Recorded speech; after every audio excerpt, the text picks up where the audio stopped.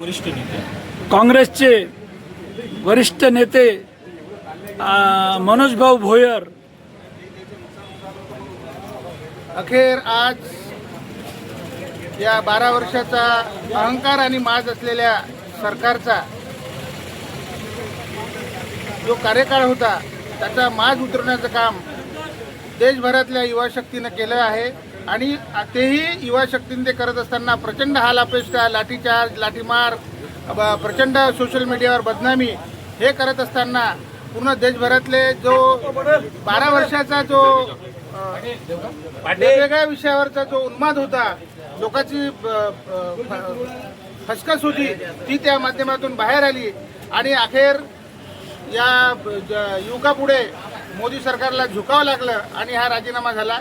त्याचप्रमाणे आमचे विरोधी पक्षनेते राहुल गांधी या जंतर मंतरच्या युवकांच्या पाठिंब्यात सातत्यानं संसदेमध्ये सोबत राहिले आणि त्याच्यामुळे हा राजीनामा शक्य झाला। पण या एका राजीनाम्याने आमचं भागणार नाही आहे। आम्हाला खऱ्या अर्थानं लाठीमार करणाऱ्या त्या गृहमंत्र्याचा राजीनामा पाहिजे, नाही त्याच्यानंतर आम्हाला प्रधानमंत्र्याचा सुद्धा राजीनामा पाहिजे। हे हळूहळू या देशातील युवक ते त्यांना मागणारच आहे। धन्यवाद।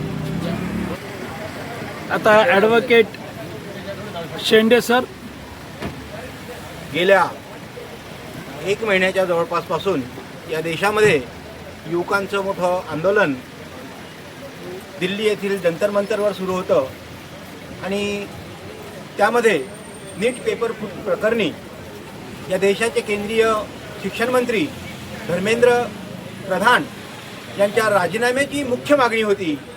याशिवाय अनेक मागण्या घेऊन गेल्या अनेक दिवसापासून युवकांचं हे आंदोलन सुरू असताना सुरुवातीला ह्या पेपर फुटीचं जे प्रकरण आहे त्या पेपर फुटीच्या प्रकरणाला वाचा फोडणारे या देशाचे विरोधी पक्षनेते राहुलजी गांधी यांनी वाचा फोडली आणि तिथून या ठिणगी पडली आणि पुढे हे आंदोलन सुरू झालं आणि त्या आंदोलनाचा एक भाग म्हणून आज धर्मेंद्र प्रधान यांनी आपल्या शिक्षण मंत्री पदाचा राजीनामा दिला।